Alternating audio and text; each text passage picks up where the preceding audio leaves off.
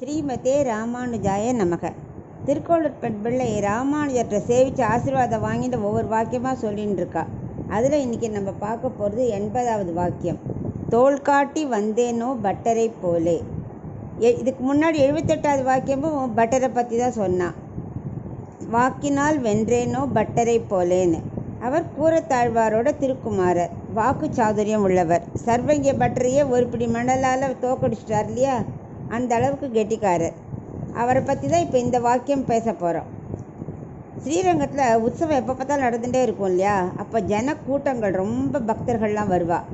அந்த கூட்டத்தை சமாளிக்கிறதுக்காக என்ன பண்ணுவா, கோவில் மகாஜனம் பேர் மாத்வர், அவளுக்கு பேர் மாதவருக்கு பேர் கோவில் மகாஜனம். அவள் என்ன பண்ணுவா, கையில் மாந்தோல் பட்டையை வச்சுட்டு அடிப்பா. அப்போ தான் அந்த ஜனங்கள்லாம் கொஞ்சம் மூவ் பண்ணுவா, மற்றவாள்லாம் தரிசனம் பண்ணலாங்கிறதுக்காக.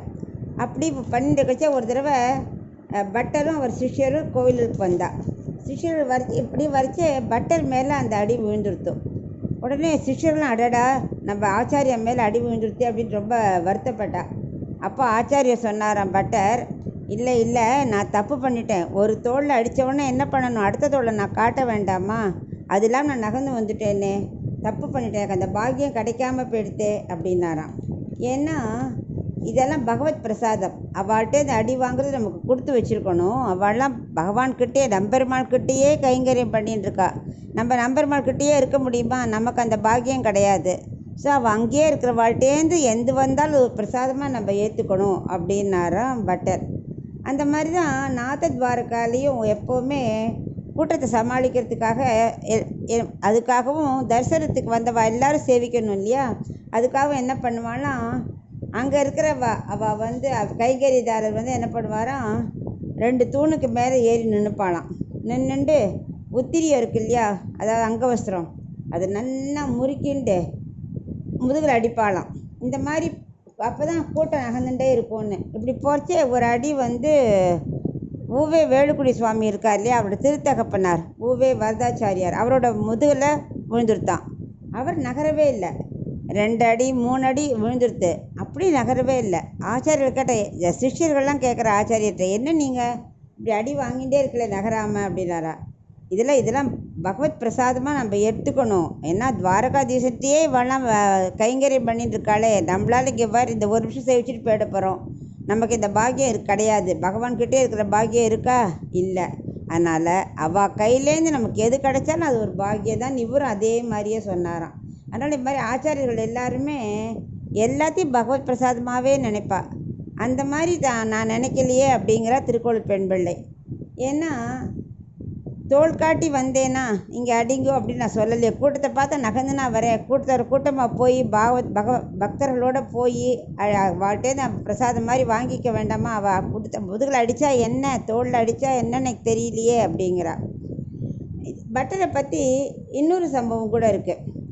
என்னென்னா, பட்டரோட சிஷ்யர் ஒருத்தர், அவர் கைங்கரியதாரர் தான். அவர் எப்பவும் வைகுண்டநாதருக்கு ஸ்ரீபாதம் தூக்குவர், அதாவது பல்லக்கு தூக்குறவர். அவர் கடைசி காலம் வந்துருத்தோம், மரண படுக்கையில் இருக்கும்போது அவர் யோசிக்கிறார், ஆகா நம்ம பஞ்ச சம்ஸ்காரமே பண்ணிக்கலையே அப்படின்னு, அதனால் நமக்கு மோட்சம் கிடைக்காதோ, நரகம் கிடைச்சிருமோ அப்படிங்கிற பயம் அப்போ தான் அவருக்கு வந்தது. அப்போ அவர் என்ன பண்ணார், தன்னோட அந்தரங்கத்தை சொல்லி பட்டர்கிட்ட விஷயத்தை சொல்கிறார். பட்டர் என்ன பண்ணுற தெரிஞ்சுட்டு வந்த உடனே அவர் சொல்கிறார், இந்த சமயத்தில் உனக்கு பஞ்சசம்ஸ்காரம் பண்ண முடியாது, ஏன்னா நீ ரொம்ப மரண படிக்கையில் இருக்க. ஆனால் உனக்கு என்ன, நீ வைகுண்டநாதர் பல்லக்கில் தூக்கி தோள்களில் திமில் இருக்கு இல்லையா, இதை 2 தோள்கள்லேயும் வேறு இருக்குது, இது சங்கு சக்கரம், அதான் அடையாளம் வச்சுக்கோ, ஆச்சாரியரோட சிஷ்யர் கொடுத்த அடையாளம். நீ பல்லக்கு தூக்கியிருக்கியே, அந்த திமில்கள் போரும், உனக்கு அதுவே மோட்சத்தை கொடுத்துரும். அதனால் நீ அந்த திமிலை காமிச்சு மோட்சத்துக்கு போயிடலாம் அப்படிங்கிறார். பத்தியா, தோள் காட்டி வந்தேனோ பட்டரை போல, அவர் சொல்லிட்டாரே, தோள் காட்டி உனக்கு மோட்சமே கிடைச்சிடும்னு சொல்லிட்டாரே, அந்த பாக்கியம் நான் இல்லை. நான் பெருமாளுக்கு ஏதாவது பல்லக்கு தூக்கினேன்னா, இல்லை கைங்கரிதாரத்துலேருந்து அடி வாங்கினேன்னா, தோளில் எந்த அடையாளமும் இல்லையே, நான் எப்படி மோட்சத்துக்கு போவேன், ஒரு ஆச்சாரிய ஆசிரியிச்சு தோளை காமிச்சு மோட்சத்துக்கு போகணும்னு தெரியலையே அப்படிங்கிற திருக்கோளூர் பெண்பிள்ளை. சரி, நம்ம இந்த வாக்கியத்தில் என்ன தெரிஞ்சுக்கணுன்னா, நம்ம கூட்டமாக இருந்தாலும் பக்தர்கள் கூட்டம் தானே, அதோட தான் நம்ம போய் பகவானை சேவிக்கணும், பகவானுக்கு ஏதாவது ஒரு கைங்கரியம் பண்ணணும். சங்கு சக்கரம் தரிக்கணும். இல்லாட்டா இது மாதிரி ஏதாவது ஒரு அடையாளம் வச்சுக்கிறதுக்கு நமக்கு மோட்சம் போகிறதுக்கு என்ன தகுதி உண்டோ அதை நம்ம ரெடி பண்ணிக்கணுங்கிறத இந்த வாக்கியத்தை நம்ம தெரிஞ்சுக்கிறோம்.